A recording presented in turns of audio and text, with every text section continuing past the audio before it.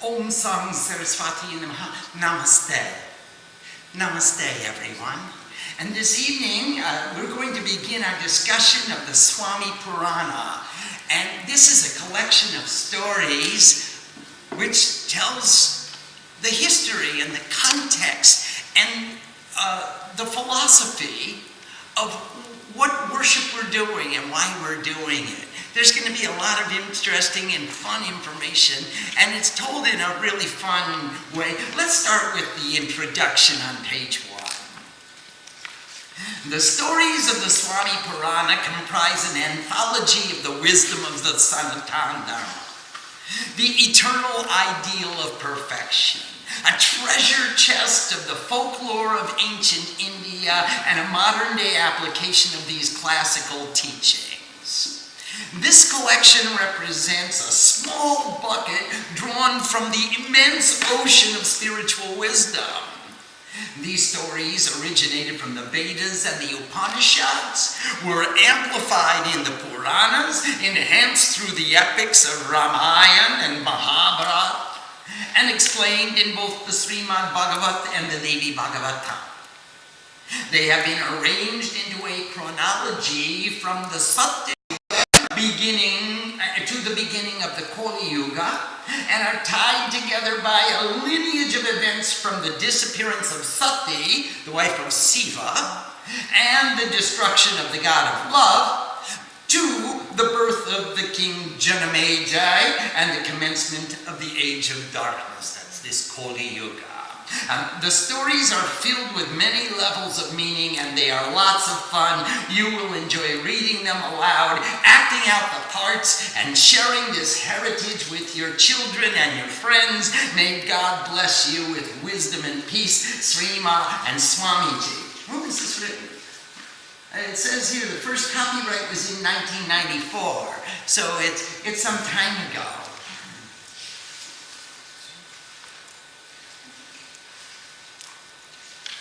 So first of all, I want to talk, just before we start the story, let's just talk for a minute about the importance of understanding the context and the history so that we put the philosophy into a certain ideal, an understanding. We can see where these people were coming from when they told these stories and what their bob was, why are they telling us to worship in this way, and how are they telling us to be pure and be clear and be, it's so antithetical to our pop hip culture that we are experiencing right now.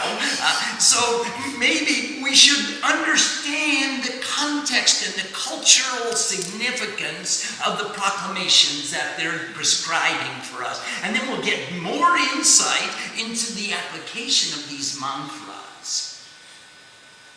Well, we started off our discussion of the Devi Gita with the story of Shiva and Vishnu and how they fought with the Hala and the deadly poison, and then they remember that was the birth of Tarakasura. Well, let's start this discussion with the story of Shiva drinking the poison. Excuse me one moment. There was once a class of demons called Hala, the deadly poison which appeared at the churning of the milk ocean. And that was the poison which Shiva consumed in order to save existence from its deadly effects.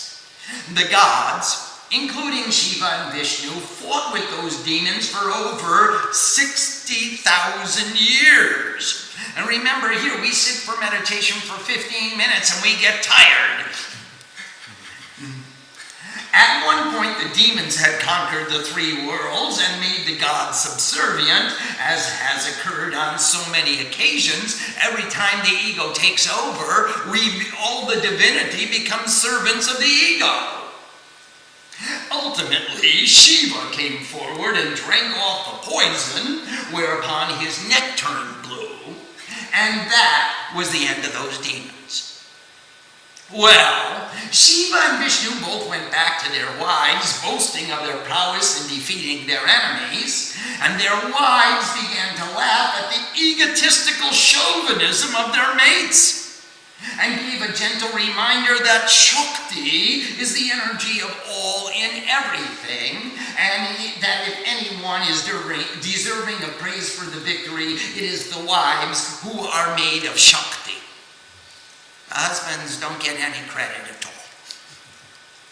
Guys, the husbands don't get any credit at all. Just remember that. It's written in the scripture from the beginning of creation. Even though the wives were sitting at home, they reasoned, it was they who gave the energies to their husbands by which the victory was accomplished. The gentlemen took offense and became insulting to their wives, whereupon the goddesses left. To teach their husbands a lesson, don't fight.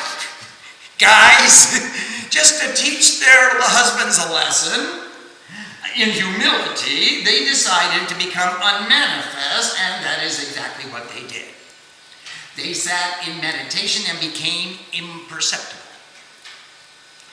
Suddenly, the men felt themselves without energy, lusterless, without inspiration. And the entire task of creating, preserving, and transforming existence fell upon the shoulders of Brahma, who was the only one who had not antagonized his wife, and therefore had the capacity to do something. Because guys, anytime you antagonize your Shakti, you're going to be without Shakti. That's the moral of the story. Always seek a harmony. Don't antagonize your Shakti. Well, the sons of Brahma. Brahma had many sons. In fact, he is called Prajapati, the lord of all beings born. Narad came from his lap, Daksha came from his right thumb, and Daksha's wife Prasuti was born from his left thumb. And then came forth the four Kumars, Sanat, Sanaka, Sananda, and Sanat Kumar, the four eternally youthful boys who taught the wisdom of the Vedas to the Rishis. They were eternally pure, crystal clear, and radiant. Brahma also gave birth to Vashishta, the wise one, and to Narad Muni. One day, Brahma got angry, and from the skull of his forehead came forth Rudra. And these were some of the more famous sons of Brahma. Each engaged in his respective course of action. Vashishta had the ability to teach wisdom. Actually, Vash means to establish, or to make sit, or to make reside, to control, like in Vashikara. And Ishta is the chosen ideal. Vashishta, who has controlled, or who is established, or is established in the chosen ideal, and he had the ability to teach wisdom. And the four Kumars taught the purity and clarity of the scriptures. Narad was the gadfly of all the worlds. He was always spreading gossip. Daksha, which means ability, the mind, the mental energy, sought to become the most powerful. Mind over matter. After spending some time creating, preserving, and transforming the universe by himself, Brahma began to grow weary. As he was busily engaged in his present efforts, he had no time to perform any spiritual practices for himself. And therefore he called his sons together to see if they couldn't find a way to help him. Hey guys, don't just sit there enjoying the life of bliss. See how you can help me. I gotta create, protect, and transform this whole universe. And you guys are just enjoying watching this old man working? It's a hard job to run this creation. He requested them to practice tapasya, spiritual austerities, in order to please the Divine Mother and to request her to once again manifest as the wives of both Shiva and Vishnu, and to return the energy they need to continue their functions. if we don't do tapasya, how is Mother going to come? And if Mother doesn't come, then Shiva's not going to get off his butt. And Vishnu's going to sit there too, lying on the couch of infinity at the edge of the creation, just watching me do all the work. No fair. Everybody, go out and start doing tapasya. Brahma promised that whoever among his sons could convince the Divine Mother to take birth in his house would become the most powerful man in creation.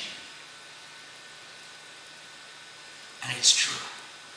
If you can convince the Divine Mother to come to your house, you are going to live with Shakti. You'll have that inspiration all the time. You'll have a root and a base and a home plate on which you get continual nourishment. Daksha's Boon.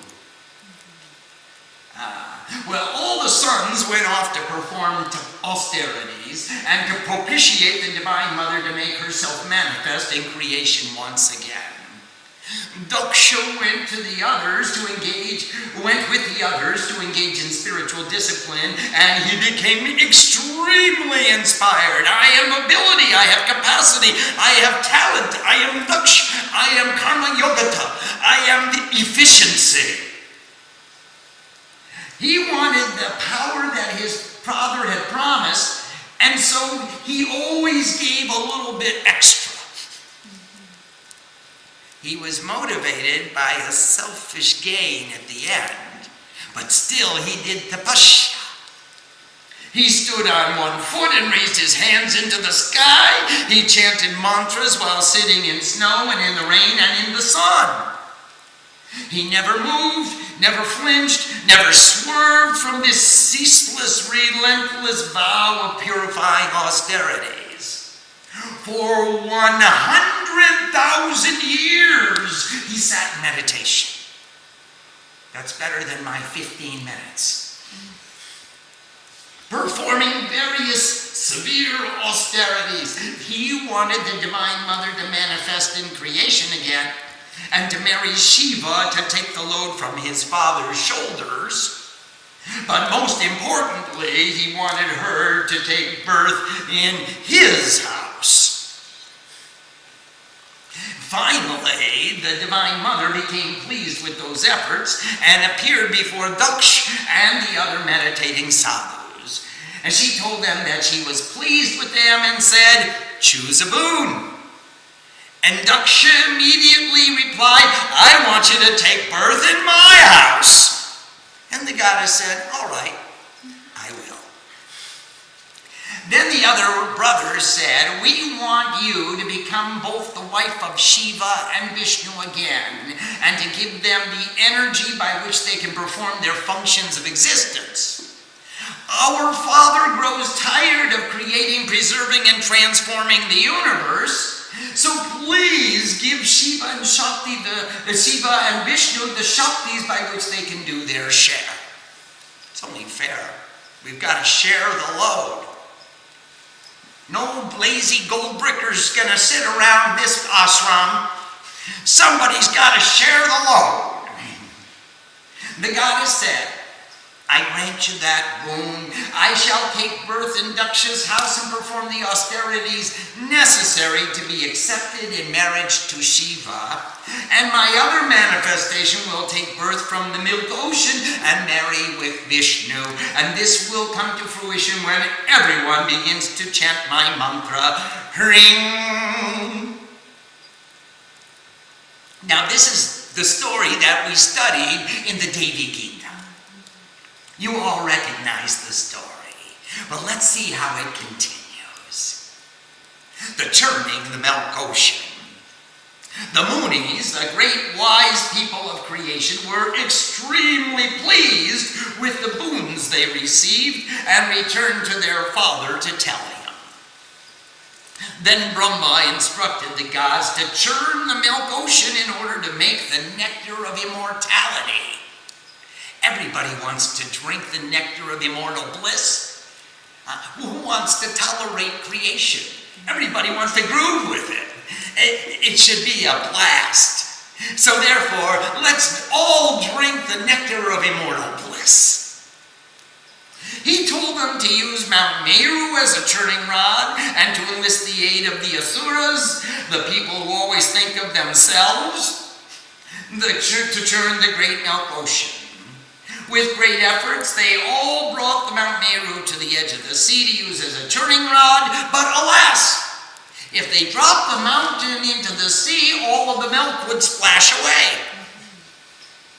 And Vishnu came in his incarnation as a tortoise, a kurma avatar, to achieve the purpose. He said, place the mountain on my back and I shall carry it into the sea, he instructed. This was done, and the great mountain floated out into the sea of consciousness on the back of the great tortoise, Kurma Avatar. And then thereafter, Boshuki, the king of snakes, made himself into a rope. And the snake wrapped himself around the mountain while the gods moved to one end and the Asuras to the other end. They alternately began to pull, and the great mountain churned the infinite expanse of consciousness back and forth until its contents began to come out. The gods and Asuras churned the milk ocean from which came out Mahalakshmi, the Mool Prakriti. Remember, the Mool is the root, the base, the primary. Pra means before. Kri means becoming. Iti means this. The primary, what was before becoming this. Sarvasadya Mahalakshmi Triguna Parameshwari. She is first and foremost, and she embodies the three qualities of nature. The primordial matter from which all of creation is born. The gods raced forward to escort her to Vaikuntha, where Vishnu greeted her with great delight and gentlemanly grace. And then Vishnu was with his Shakti again. Well, Mohini tricks the Ashuras. Many other things came out from that ocean, all too numerous to mention. And then came Dhanvantar. He appeared holding a bowl filled with the nectar of immortality. He was shining radiantly with the wealth of realization. His radiance beamed in every direction. All the gods and Asuras raced to get the bowl. Forgetting all propriety, they grabbed it from the deity's hands, and then a great fight ensued. Each wanted to be the first to drink the nectar. Asuras fought with Asuras. Gods fought with gods. At one point, the gods got hold of the bowl, but the Asuras stole it away. And because of the tremendous harassment they caused to one another, no one was able to drink. Then the Asuras got hold of the bowl, and the gods bewailed, "We're doomed! Now the Asuras will drink the nectar before us. Help us, Vishnu! Protect us! Come to our rescue! Please save us, O Lord!" Vishnu, who is always prepared to save devotees, took the form of Mohini. Moha means the ignorance of egotistical attachment. Mohini is she who seduces consciousness into the ignorance of egotistical attachment. This Mohini was beautiful beyond belief. Everyone who saw her immediately became absorbed in gazing at her incomparable beauty. And the fighting came to an abrupt halt. Mohini asked insolently, "What are you arguing about?" "We have obtained the bowl of the nectar of immortality produced from the churning of the ocean of pure consciousness. Who shall be the first to drink it?" came the reply from both the gods and the Asuras. "That's simple," replied Mohini. "I'll portion it out to you. There's no need to fight. I will serve you." you sit in 2 rows. Now, the gods in one line and the Asuras in another line. And I will give each the portion to which he is due. Sure, Mohini, that's a wonderful idea. Here's the nectar, came the reply, the immediate reply from both the gods and Asuras. The gods gladly surrendered the bowl of nectar to Mohini. Forming their lines, they all sat up straight and tall. Okay, we're ready, Mohini. Mohini took the bowl of nectar and walked down the line of Asuras, giving each one a cup of wine. And then she walked down the line of gods and gave out the nectar while the Asuras looked on. Cheater! As she approached the end of the gods' line, some of the Asuras realized that Mohini was giving all of the nectar to the gods.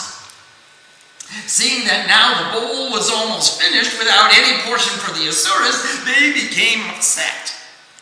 Rahu ran over to the gods' line and sat down and began to drink a portion of the nectar. Agni called out to Vishnu that Rahu was drinking, and Vishnu immediately threw his discus and cut off Rahu's head, and the nectar had reached as far as his throat, so just Rahu's head became immortal. The gods drank all of the nectar. The Asuras had been tricked. That Mohini is Vishnu's Maya, they exclaimed. Vishnu always helps the gods, the forces of unity. He never helps us Asuras, the forces of division. We were tricked, ripped off. The gods were extremely happy, but the Asuras went home disappointed. Daksha's daughters and Chandra's curse. Brahma's daughter Prasuti, remember that she came from the left thumb, and Daksha came from the right thumb, and so Brahma put his thumbs together.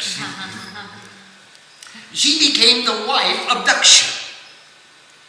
And Prasuti gave birth to 50 daughters in their efforts to bring forth the Divine Mother. Can you imagine having 15 girls? 50 ladies in one household? Ouch! The first 27 daughters were married to Chandra, the moon. And Chandra told his 27 wives, I don't want any difficulties among you. I'm giving each one of you 13 degrees and 20 minutes of the heavens, and that will be your own region. So he made a house for each of them all around the sky. And these 27 portions of 13 degrees and 20 minutes make up the 360 degrees of the heavens. And Chandra the moon moves amongst his wives. Every month he circumambulates the heavens to visit them all. Kind of fun. These are the names of the 27 wives that were given to Chandra. Ashwini, Bharani, Kritika, Rohini. We'll hear more about her later. Mrigashish, Andra, Purnavoshu, Pushya, Ashlesha, Mag, Purva Falguni, Uttara Falguni, Hashta, Chitra, Shwati, Svishaka, Anuradha, Jeshta, Mul, Purvashab, Uttarasad, Shravan, Punishta, Satra, Purva Bhadrapad, Uttara Bhadrapad, and Revati. These 27 nakshatras, 27 wives of Chandra, they became accustomed to waiting for their turn to share some time with their husband. And they gave him all their love and in every way cooperated with each other.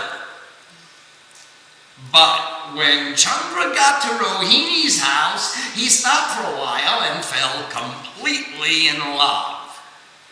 All the other 26 wives started to complain and said, Hey Chandra, hey Moon, you're supposed to spend an equal amount of time with each of us. Why are you staying only with Rohini? Did you ever see the moon retrograde? And he just moves backwards, and then he stays in one place. And then he moves a little forward, and he moves backwards again. And he just stayed in Rohini's house. That tricky Chandra. Can you imagine that? And he just didn't want to leave. Why are you staying only with Rohini? Hey! Chandra replied, I will be with you in a little bit of time. Wait your turn. But Chandra didn't move.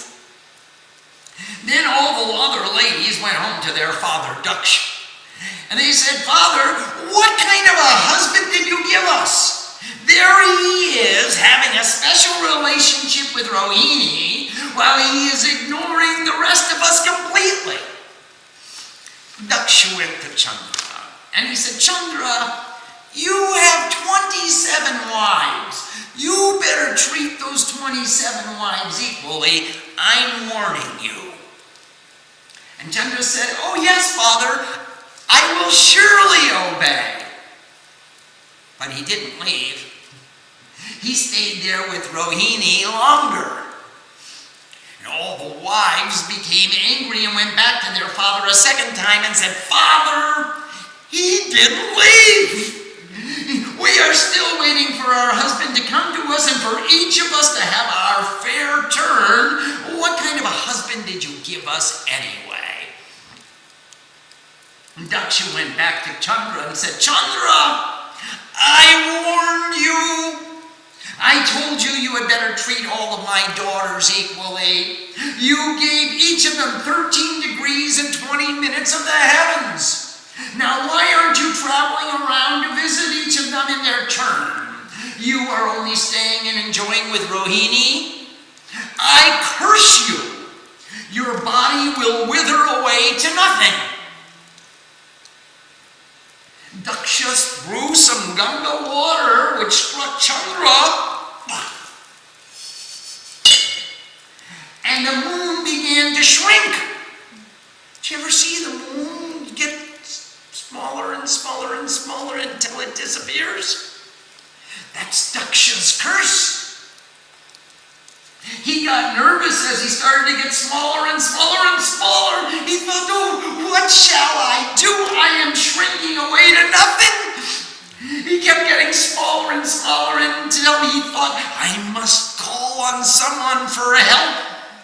And it had better be someone who will respond most quickly. Let me call on Shiva to help me. He started to recite the mantra, Om Namah Shivaya, Om Namah Shivaya. Immediately, Shiva came and asked, Chandra, how did you get so small? It was Daksha's curse. You've got to help me, Shiva. You know I'm very devoted to you. You've got to save me. Shiva said, well, I can't withdraw the curse that Daksha gave to you. But I will give you a blessing if you do something for me. Chandra was desperate and said, what shall I do for you?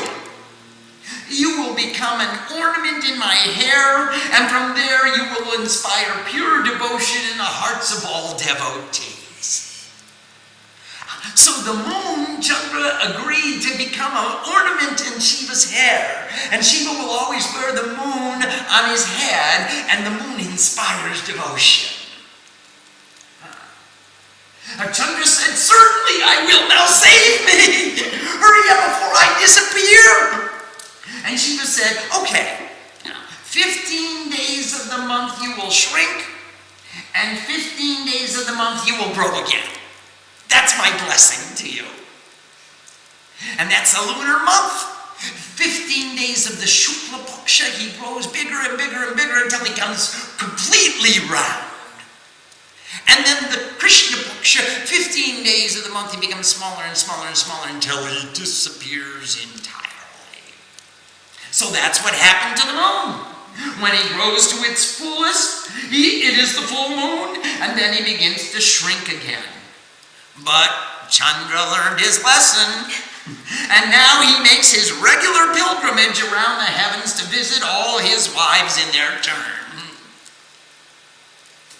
Daksha gave his next 13 daughters to Kashyap Muni. 27 to Chandra, 13 to Kashyap.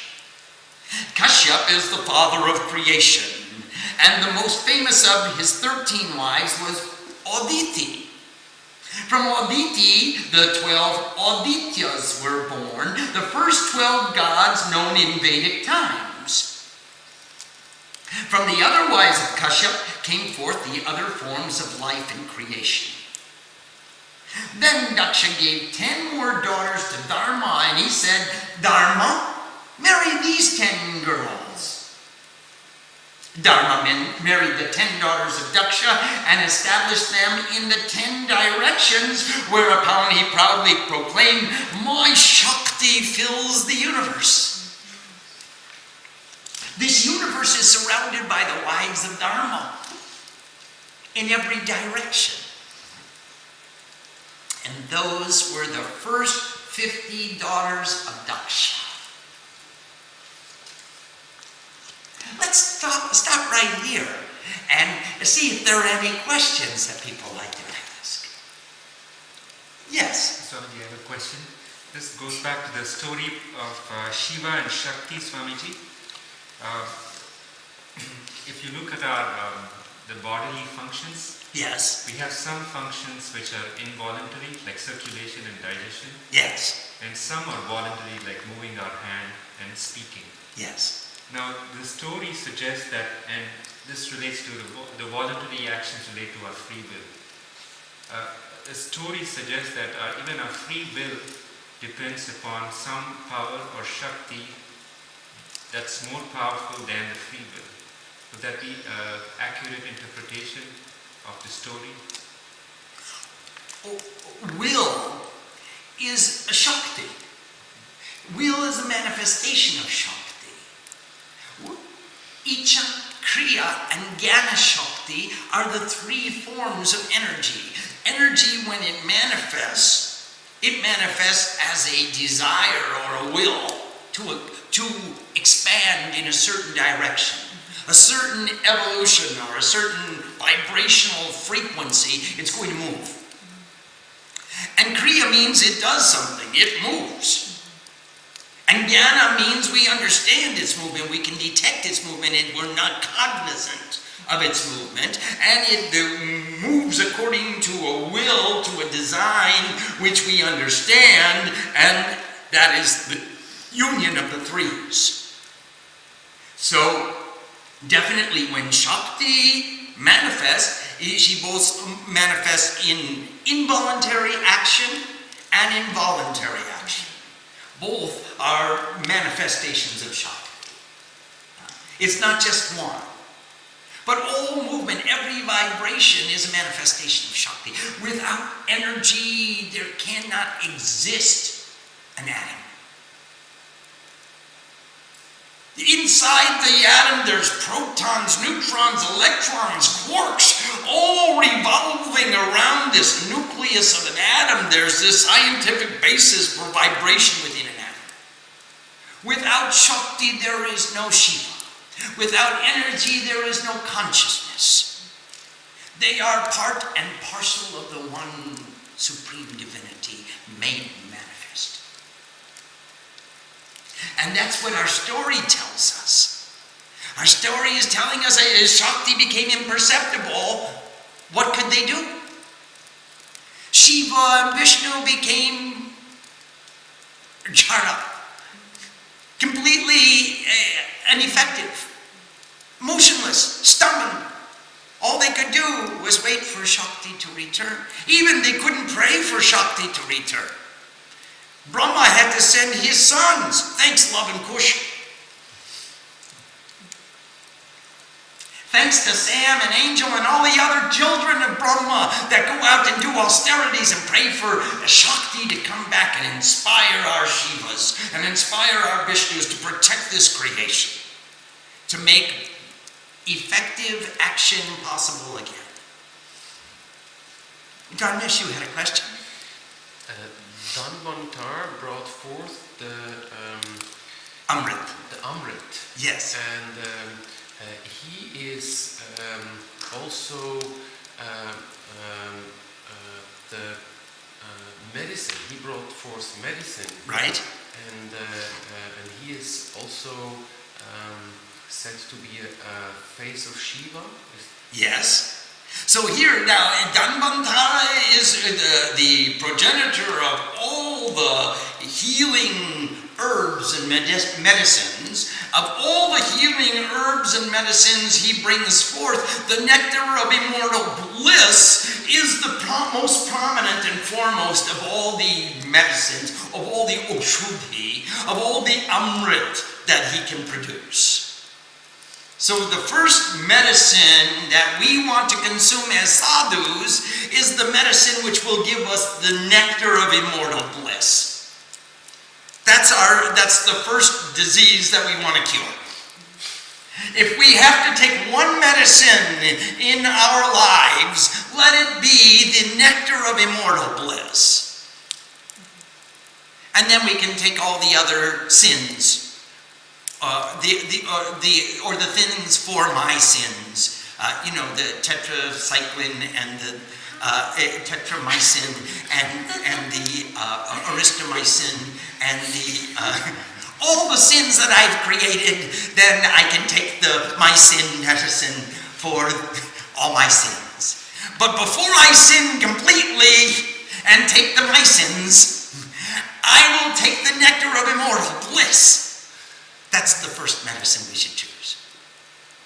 Question from Gauri from Philadelphia. Namaste. Please ring the liberty bell for us, Gauri. How is it possible for the ocean of consciousness to give forth both Mahalakshmi as well as poison? The ocean of consciousness contains all the possibilities for all manifestation, both positive and negative. So here, Sarvas Adya Mahalakshmi, she came first and foremost out of all the possibilities that could be manifest. And one of the possibilities is the negative, which is the deadly poison, which even chokes the Ashuras. And only Shiva has the power to drink the poison. And then all of the divine aspects, so Uchhaisravas, Kamadenu, the horse of wisdom and the cow which fulfills all desires, the Kalpavriksha, the tree which grants the fruit of everything that you could think of, positive and negative.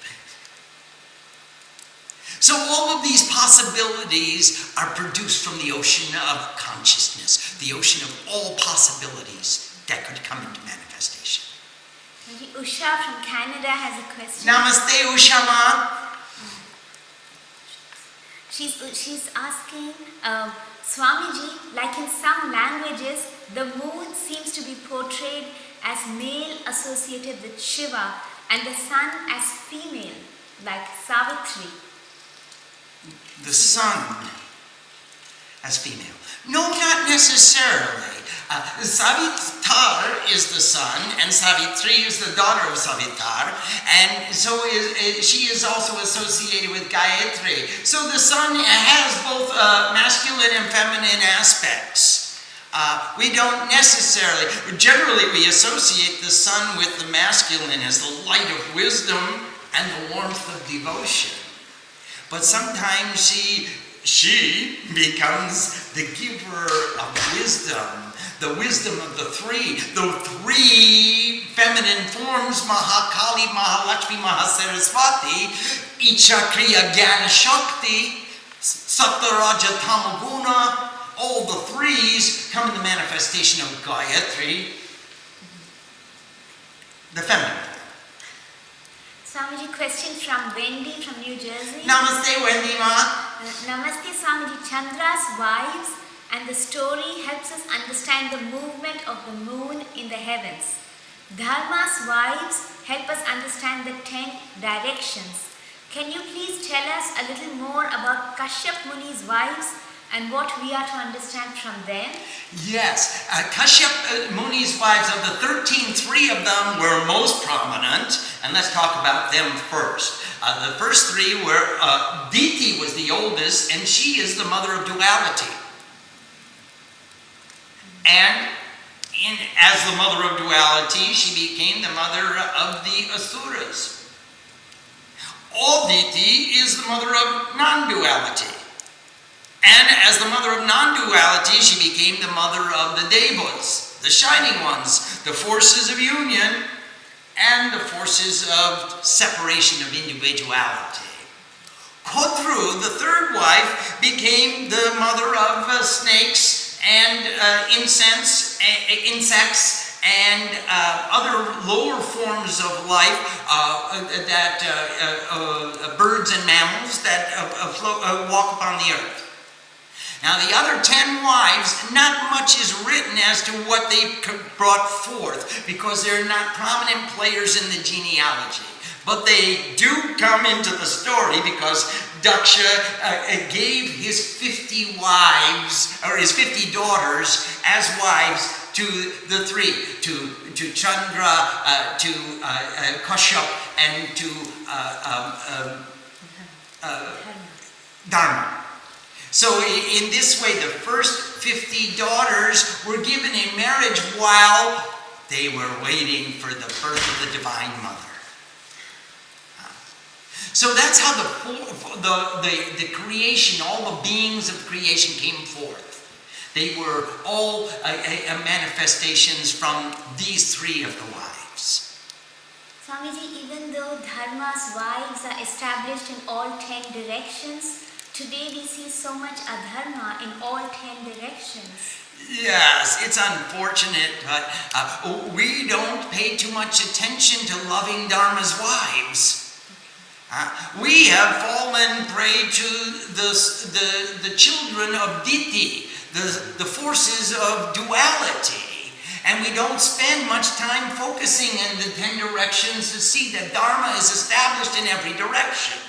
We are so caught up in the selfishness of me and mine, and when I want my personal desires, that we don't spend sufficient time or sufficient focus in looking in all 10 directions to see that Dharma is radiantly exhibited. And this is our fault. It's not the fault of the wives of Dharma. They are their blessing. It's we who are ignoring their blessings. But some sadhus sit down every morning, and when they're singing the Chandipat or they're singing the cosmic puja, they say, Om Guti in the Om Ring Prachi in the Om Kling Daksha in the Om Chamunda Pratichik in the Om Dichi Baya in the Om King Isandya in the Om Ring Bhakti in the Om Kling Nairati in the Om Chamunda in the Om Viche Pumia in the Om Ring Kling Chamunda Viche. And we bow to the wives, to the energy, with all the mantras that we know, with all the devotion that we have, with all the capacity that we can generate. We acknowledge the presence of the Shakti of Dharma in every direction that we look, upon which we focus. And that's part of our puja, to acknowledge the presence of the energy of devotion of Dharma in every direction surrounding me. Hey, why should I have to take more of my sins? I don't need any more of my sins. I'm acknowledging the energy of Dharma in every direction which I look. So perhaps that will reduce the burden of my sins. And all those other antibiotics. A question from Karen from Colorado. Namaste, Karen. Namaste, Michael. Swamiji, are Shiva and Shakti different vibrations, or are they aspects of the same vibration? Thank you. Karen, Mom, they are aspects of the same vibration. They're two different names for the same vibration. And one name, it's just like when you look at the heads and the tails of a coin.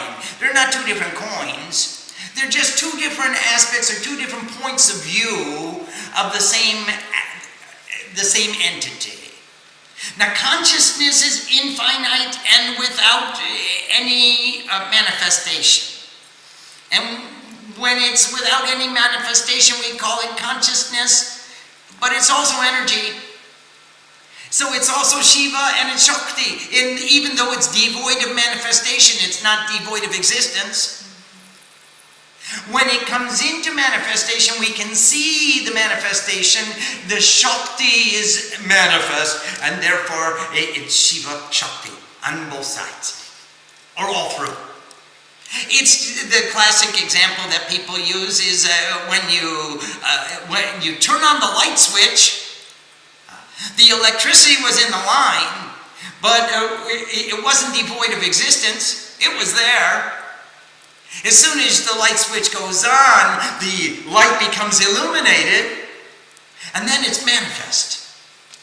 And that manifest energy we call Shakti because you can see it. And the capacity of recognition, of perceiving, of seeing that energy is called Shiva because there's a seer and a seen. And the seen is inherent within the seer. But it's in its potential state. It's not manifest. So here we have Shiva and Shakti as the same names for the unmanifest. The infinity of consciousness and the infinite consciousness capacity to manifest into a finite, perceivable form. Swamiji, a question from Michael. Yes, Michael. Namaste. Swamiji, can you please explain how duality helps us to move forward in our quest for self-realization? Thank you. Namaste, Michael. If there were no duality, there would be no forward, there would be no backward. There would be no capacity to move. So that presupposes that we are all static, established eternally in the one. And that happens in a time called the Mahapralaya, the total dissolution where all becomes dissolved into the one. Now when we are in manifestation, there's two. Because there's a Shiva and a Shakti. There's a perceiver and a perceived. There's a knower and the known. There is the perceiver and the object of perception, and now we're in duality, and here we are, the multitude of all of us. And therefore there's a forward and a backwards. And now we want to go forwards, because we're here. I can't say, okay, I wish I wasn't here, but I still am. I could say, I'm enjoying being here, and I'm loving being here, and I'm loving going there. So now, how do I get there? And with whom shall I make the journey? And these are the real questions that we want to ask. How do I go there? Well, the Rishi said, do tapasya, do sadhana, do spiritual disciplines, do austerities, recite the mantra, and you'll go into the mantra. Now, in order to do that, associate with pure beings who also recite the mantra. Be with the people who are doing this kind of a lifestyle. Get together for satsang and rejoice in the capacity to share our love for God and to move forward with inspiration. And so that's what we're doing. Swamiji, a question from Kumari from Valley Hill. Namaste, Kumari Ma. To what extent are the stories in the Puranas attempts to explain principles and mechanisms in creation, and to what extent do they describe autonomous and eternal deities? Oh, they're both going on at the same time, Kumari Ma. They are describing metaphysical phenomena. And they are describing spiritual truths which are eternal to and intrinsic to our pursuit. These stories are allegories, they're fun stories, they're beautiful, they're beautiful allegories of the odyssey of the soul, as well as being a tremendous inspiration. Gosh, if they did it for 100,000 years, why am I getting tired after 10 minutes? Why does my knees hurt after the second chapter of the Chandra? Why can't let me give a little more? And this inspiration we're going to get again and again through these stories as we laugh and cry and sing and dance and rejoice with the gods and the goddesses and the kings and the sadhus and rishis. We're going to have a wonderful time with them as we search inside ourselves for how do I make this journey myself? Can I hang out with these guys? Would you allow me that privilege? To be one amongst you? Can I spend time even with a simplistic book like the Swami Purana that's just telling these stories? And then can I understand more deeply and tell, hey, yes, that feeling is awakening within me and it's taking birth and it's rising. Let me make the journey too. There are no prohibitions.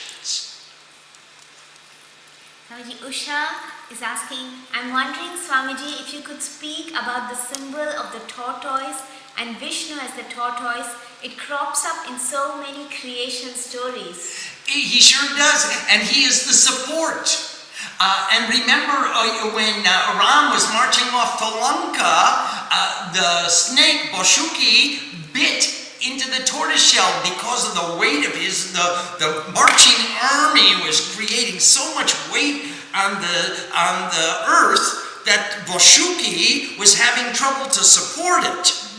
So the snake bit into the tortoise shell, and that's why in the shell of the tortoise is indelibly etched the entire saga of Ram's conquering Ravana. He wrote the entire Ramayana with his teeth in the tortoise shell. Now the tortoise supports, and it's Vishnu because he's the support of the earth.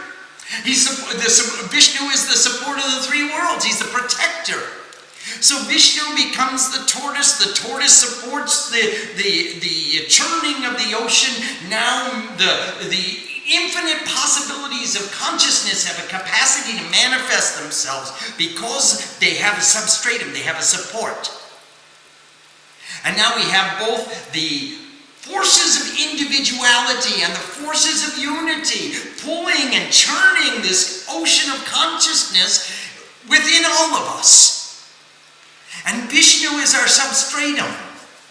In the individual, put Vishnu in the Muladhara, put him in the heel of the left foot, which is supporting the Muladhara chakra. Remember, the Sushumna comes all the way down through all the chakras. It comes out through the Muladhara and it goes into the heel of the left foot.